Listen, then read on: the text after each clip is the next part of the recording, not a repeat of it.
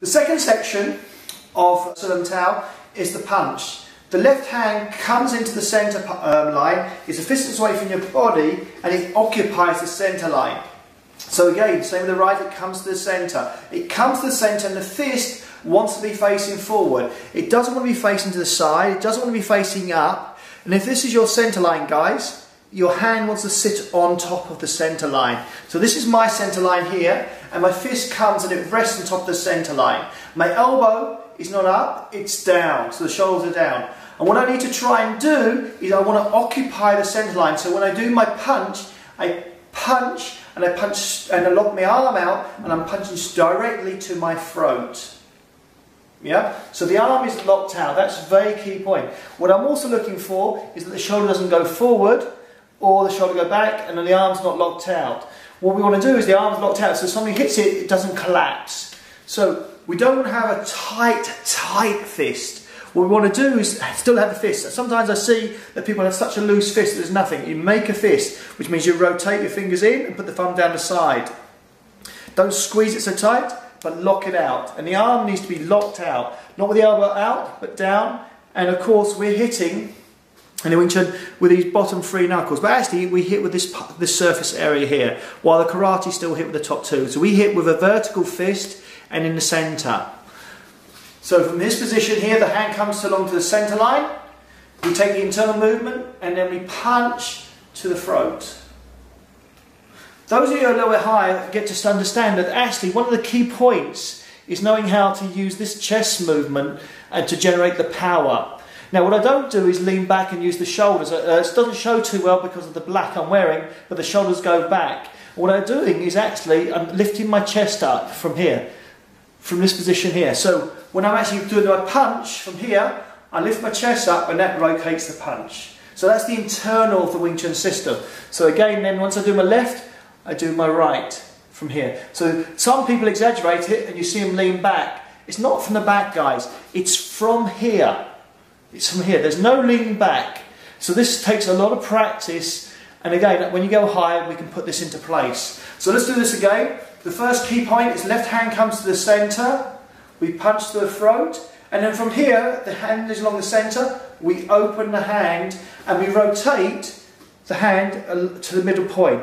We don't open the book, yeah? We don't push it across here, but it scoots to the middle finger, so the middle finger now is along the centre line. That's a very key point.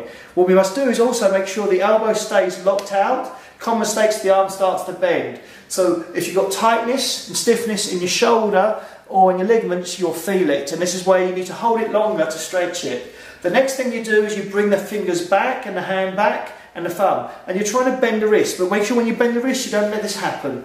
The arm bend.